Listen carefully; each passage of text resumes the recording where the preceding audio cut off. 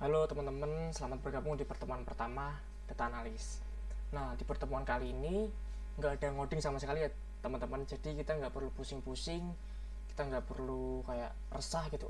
Data analis tuh full ngoding gitu. Nah, di pertemuan pertama kita cuman bahas tentang apa sih itu data analis, bagaimana seorang data analis itu bekerja. Oke, lanjut. Nah, jadi teman-teman, sebelum aku bahas tentang data analis itu sendiri, kalian tahu nggak sih apa sih itu data? Nah, data merupakan sekumpulan fakta yang dapat berupa angka, huruf, gambar, dan gambar bergerak yang belum mempunyai arti atau makna. Jadi bisa diibaratin itu data seperti KRS kalian masing-masing. Jadi di dalam KRS tersebut ada nama, name, mata kuliah yang telah diambil, dan lain sebagainya. Oke, lanjut. Nah, yang selanjutnya ada proses data to wisdom. Proses pertama yaitu tentang data sendiri yang telah aku singgung tadi, yaitu merupakan fakta dari pengamatan yang sudah dilakukan. Selanjutnya, informasi. Nah, informasi adalah bagian yang sudah disempurnakan dengan konteks, tujuan analisis, dan metode analisis. Nah, jadi informasi ini kita dapatkan jika kita mempunyai sebuah data, teman-teman. Aku asumsikan lagi KRS mahasiswa. Di dalam KRS tersebut, kita kan punya tuh nama, name, nilai. Nah, nilai itu semisal kita mendapatkan nilai 85, otomatis kita lulus mata kuliah tersebut dan mendapatkan nilai A. Nah, itu informasi yang kita dapatkan dari suatu data tersebut atau data KRS tersebut. Oke, yang ketiga yaitu knowledge. Knowledge atau pengetahuan. Pengetahuan akan muncul dari hasil analisis pada bagian informasi yang nantinya akan memberikan gambaran tentang apa yang harus kita lakukan. Jadi aku bisa asumsiin lagi nih teman-teman, kalau di KHS kita, semisal kita mendapatkan nilai A di mata kuliah misalkan kalkulus ya, maka pengetahuan yang kita dapatkan dari informasi tersebut adalah kita telah belajar dengan giat sehingga kita bisa mendapatkan nilai A. Atau enggak nyontek? Jangan dong. Oke, yang terakhir ada wisdom, yaitu kebijaksanaan. Nah, wisdom ini adalah bagian proses dari pengetahuan yang sudah diterapkan dalam sebuah tindakan yang dimana nantinya akan muncul sebuah keputusan. Nah, wisdom ini itu lebih ke arah tindakan yang kita lakukan, teman-teman. Jadi kalau misalnya kita mendapatkan nilai C di salah satu mata kuliah, misalkan kita mendapatkan nilai C, D, atau bahkan E, maka kita harus mengulang mata kuliah tersebut. Nah, langkah yang harus kita ambil agar mata kuliah tersebut nggak ngulang lagi, maka kita harus mengulang mata kuliah itu di satu semester ke depannya atau ngulang di semester antara. Jadi wisdom itu lebih ke arah pengambilan keputusan yang akan kalian lakukan, kayak gitu. Oke, lanjut. Oke, di sini di data analis sendiri kita menggunakan metode-metode machine learning. Jadi untuk teman-teman yang masih semester 1 itu mungkin kalian belum tahu ya tentang machine learning itu apa, terus metode-metode machine learning itu apa aja. Itu bakal aku bahas di next slide. Tapi buat teman-teman yang udah semester 3 atau bahkan ke atas, itu pasti udah familiar dengan metode-metode machine learning. Oke. Nah, metode-metode machine learning sendiri itu ada dua macam, teman-teman. Yaitu yang pertama ada supervised dan yang kedua ada unsupervised.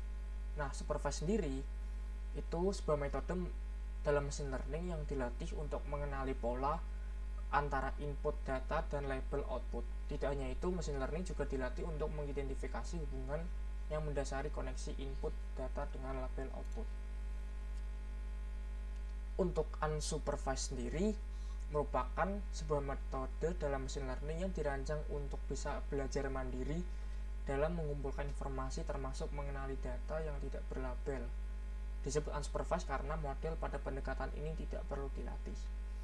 Jadi, kalau perbedaan antara supervised dan unsupervised itu ada di dalam datanya itu sendiri, teman-teman.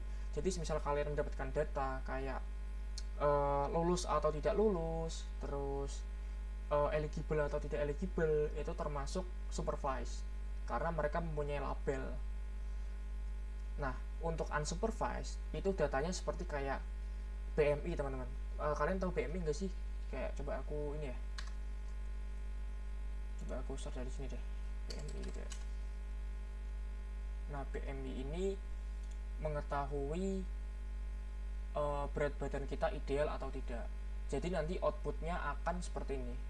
Jadi outputnya akan seperti angka, bukan label teman-teman. Jadi perbedaannya hanya itu saja untuk supervised dan unsupervised. Oke, kita lanjut. Nah, tools-tools yang akan kalian gunakan untuk kedepannya, yang pertama pastinya kalian harus bisa yang namanya bahasa pemrograman Python, karena menurutku ya, daripada kalian belajar C++ itu tuh lebih gampang kalian belajar Python teman-teman, karena di bahasa pemrograman Python tuh lebih manusiawi daripada bahasa lainnya kayak seperti C++, bahasa C. Mungkin di dasar pemrograman kalian ada yang dapat bahasa C toh, pasti ada yang dapat, karena aku juga ngaslepin kemarin ada yang dapat bahasa C. Terus kita juga menggunakan Google Colab teman-teman. Nah, nanti untuk Google Colab sendiri bisa kita bahas di next pertemuan.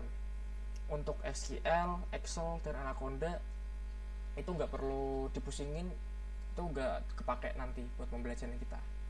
Oke, lanjut. Nah, proses data analis itu sendiri teman-teman, yang pertama yaitu cleaning data. Jadi setelah kita mendapatkan sebuah data, itu kan pasti datanya tuh ada yang kosong, atau bahkan ada yang kedouble, atau bahkan ada yang nggak urut lah, atau ora-arian lah bahasanya. Nah, untuk step pertama itu kita harus membersihkan data tersebut. Jadi gunanya untuk menyiapkan data bagi aplikasi machine learning dan artificial intelligence. Nah, setelah kita membersihkan data, kita menganalisis data tersebut untuk menangkap informasi yang berguna dengan cara memeriksa, membersihkan, dan memodelkan data menggunakan satu atau lebih teknik analisis data. Nah, nanti teknik analisis data kita bisa implementasikan di next pertemuan, karena ini kan cuma teori-teori aja. Jadi pas kita pertemuan offline kita bahas tentang itu. Jadi langsung coding, bro.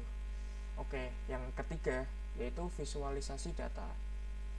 Nah, visualisasi data sendiri merupakan proses penggunaan elemen visual seperti bagan, grafik, atau peta untuk mempresentasikan data. Ini semisalkan kalian mempunyai data, oh iya, di KHS kalian kan tuh ada tuh yang kayak IPK kalian berapa dari IPS dari semester 1, 2, 3, 4, itu kan ada kayak grafiknya kan. Nah, itu merupakan visualisasi data teman-teman. Nah, yang keempat yaitu ada reporting. Reporting adalah proses pengumpulan dan penyajian data dalam format terstruktur untuk memfasilitasi pengambilan keputusan berdasarkan data. Dan yang terakhir ada rekomendasi, yaitu proses untuk mempelajari perilaku dari seseorang dan mengetahui apa yang kemungkinan lebih disukainya sehingga kita dapat memberikan rekomendasi produk jasa dengan lebih tepat. Jadi kita kalau bisa asumsiin di rekomendasi ini kayak kalian buka Tokopedia atau enggak Shopee. Kalau semisal kalian mencari nih kayak kemeja gitu, kemeja, nanti pasti ada notifikasi di atas gitu kayak kemeja ini diskon, kalau enggak kemeja ini lagi naik atau gimana.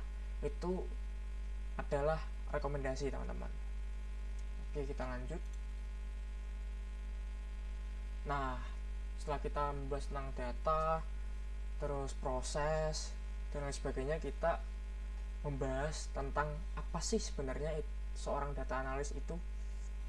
Nah, seorang data analis adalah seorang profesional yang mengumpulkan, mengelola, menganalisis, dan menginterpretasikan data untuk menghasilkan wawasan yang mendukung pengambilan keputusan bisnis yang lebih baik. Nah, jadi seorang data analis itu kita bisa asumsikan lagi, jika suatu perusahaan nih menjual sebuah produk misalkan A B C D E. Nah, seorang data analis itu kayak menganalisis data kan. Jadi dia tuh kayak melihat mana mana produk yang lebih banyak peminatnya, mana yang produk yang lebih sedikit peminatnya. Jadi mereka tuh bisa kayak memberikan rekomendasi atau mengambil keputusan untuk misalkan produk A lebih banyak kejualnya misalkan ya. Nah, jadi dia bisa merekomendasi produk A itu diproduksi lebih banyak kayak gitu. Oke, lanjut. Nah, ini yang kita tunggu-tunggu, profit seorang data analis. Nah, menurut kalian gaji seorang data analis itu gede nggak ya? Untuk fresh graduate banget nih, kayak kita kan, kayak misalkan baru lulus gitu ya, belum punya pengalaman seperti sepuh-sepuh lainnya. Data analis itu mempunyai rata-rata adalah 5-8 juta rupiah. Jadi data analis ini emang prospeknya tuh gede banget, karena setiap instansi itu harus punya seorang data analis kayak gitu. Nah, untuk pengalaman lebih dari 4 tahun, rata-rata gaji data analis itu sekitar 15-18 juta rupiah, teman-teman. Itu udah 2 digit dengan pengalaman yang cuman lebih dari 4 tahun, tapi udah dapat 2 digit, tuh gede banget. Nah, yang terakhir nih ada lead data analis. Lead data analis merupakan seorang data analis dengan lebih dari 6 tahun pengalaman kerja dengan rata-rata gaji 22-25 juta rupiah. Oke, next. Nah, mungkin dari teman-teman ada yang bertanya, Kak, data analis itu apa sih? Aku nggak paham.